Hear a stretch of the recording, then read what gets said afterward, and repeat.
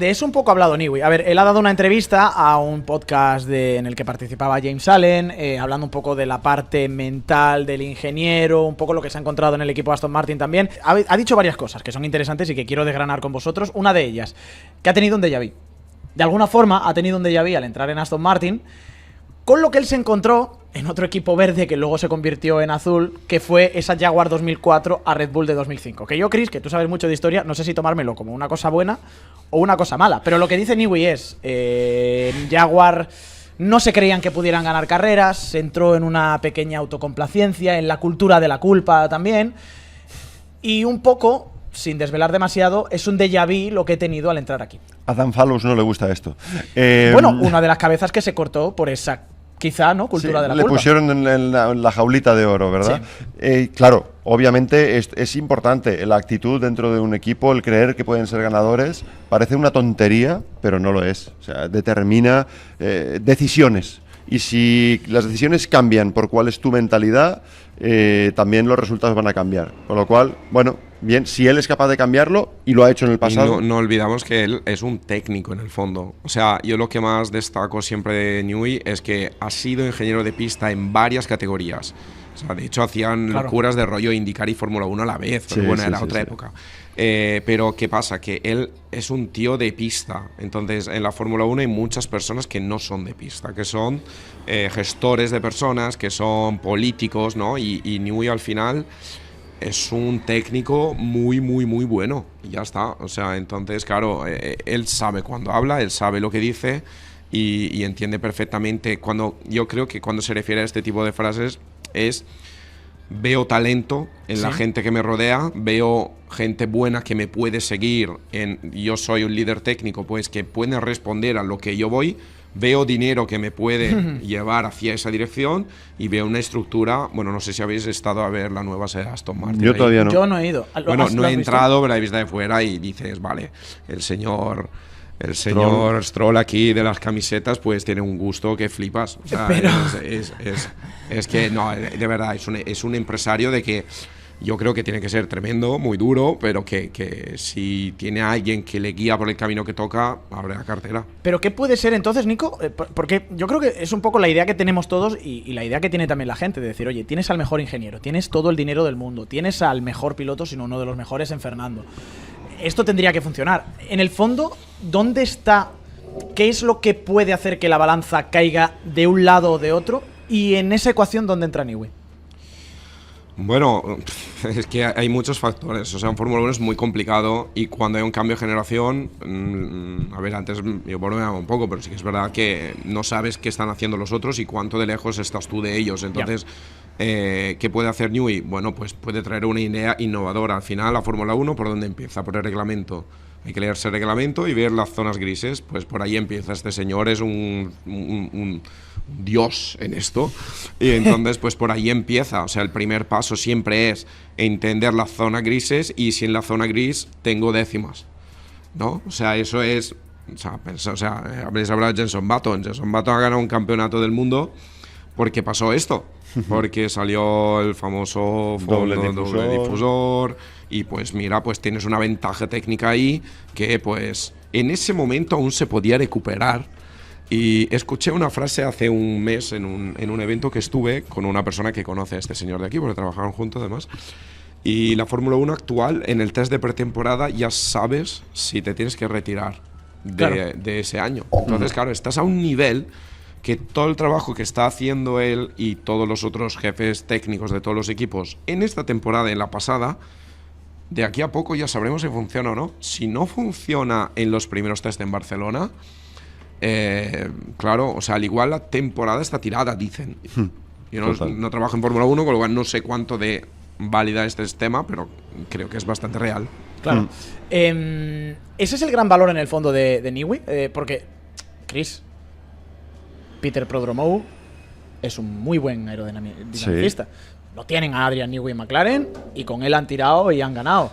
¿Qué No siempre ha ganado un coche de Newey en Fórmula 1 en los últimos 35 años. Y sabes tú, que estaba pensando yo ayer, digo, voy a tirar una sección que me diga del coche de 2004. El McLaren MP418. Que este hombre ha tenido borrones también. Sí.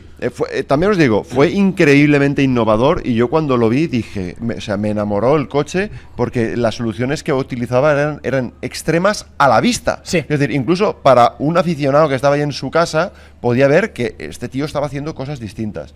Entonces, en un cambio de reglamento como el que tenemos por delante, ¿va a ser capaz de hacerlo? Bueno, ha sido capaz de exigir a la gente que tiene a su alrededor determinados cambios de ubicación de cosas, ¿no? O de esfuérzate para conseguir una mejor ventilación de esto, pero tiene que ser así, sí, porque nos va a dar tiempo, ¿no? Bueno, recordar también que Newey es aerodinámica. Claro. O sea, muchos dicen, cuidado que el año que viene va a ser una Fórmula 1 de motores. Ya, y yo tiraría por ahí también. Claro. Es verdad que la aerodinámica es fundamental, es verdad que la aerodinámica al servicio del motor, refrigeración, aportación de aire, etcétera, etcétera, es fundamental, pero bueno, pues por eso que no necesariamente siempre ganas. Pero cuando hay coche, está ahí. Algo sabes. Ha hecho varios apuntes Newey que te los quiero contar a ti, Nico, que eres ingeniero, para que o me lo desmitifiques o me confirmes que este tío es un genio. Que es lo que pasa un poco también con... Pero en con plan esta sí o gente. no, prácticamente, ¿no? Que te diga claro, sí o no. O sea, un poco, dice Newey, porque ha hablado de su plan de trabajo también, cómo se distribuye él, por ejemplo, las horas en la fábrica y tal. Dice, el método de ingeniería. El 10%, o sea, si tomamos un 100% del tiempo que está pasando Newey en la fábrica de Aston Martin, dice que solo el 10 es para reuniones, que lo intenta mantener al mínimo posible. Ojalá. Está mal. Ojalá. Como ingeniero dice, ojalá. Ojalá. ¿Vale? Que del 90% restante, 50, la mitad, se lo pasa teniendo reuniones o bicheando lo que hay en otros departamentos, hablando con unos y con otros y encajando al final dónde está, en qué punto está cada uno. Esto es la calidad mejor que tiene en la Sí. Fórmula 1 actual. Porque cada uno mira su cosa y nadie habla con los otros. Es que es muy interesante porque describía un poco la forma en la que él genera los grupos de ingeniería y a él le gusta trabajar. Dice, dividimos el coche en 4, parte delantera, parte central, powertrain, parte trasera. Y en ese grupo hay unas 15 personas más o menos y un líder de grupo. Tiene que haber comunicación entre todos. Y cada semana tenemos una reunión y en esa reunión, si no salimos con una idea nueva, para mí es una pérdida de tiempo. Dice, reunión para hablar entre nosotros es una pérdida de tiempo. Si lo hace es muy bueno. Ese es el método. Si lo consigue, sí. Bueno, a ver, yo te diría que lo más importante sería de tener una unión de equipo. Lo que más hace perder en los equipos de Fórmula 1 es que hay demasiada gente y demasiadas voces. Entonces, cuando no hay comunicación y un intento común de desarrollo, pues claro, pues hay un motor que no te entra en el chasis.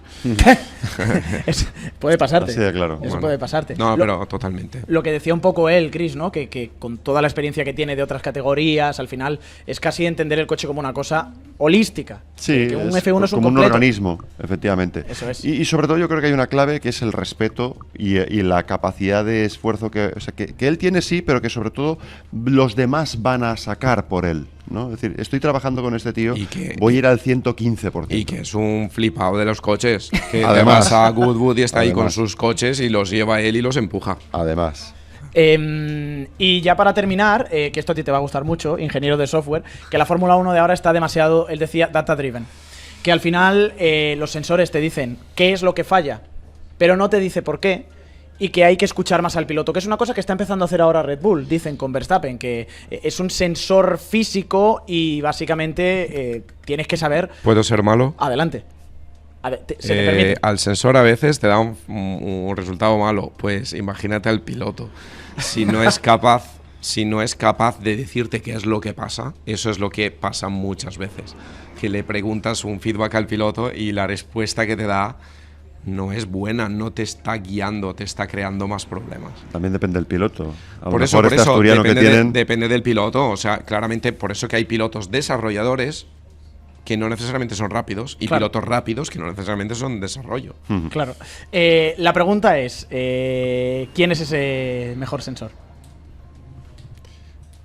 Yo, o sea, si el piloto es bueno a reportar, yo te digo que es lo fundamental y me dices ahora entre los pilotos que hay, no lo sé, no los conozco. Yo te digo del pasado.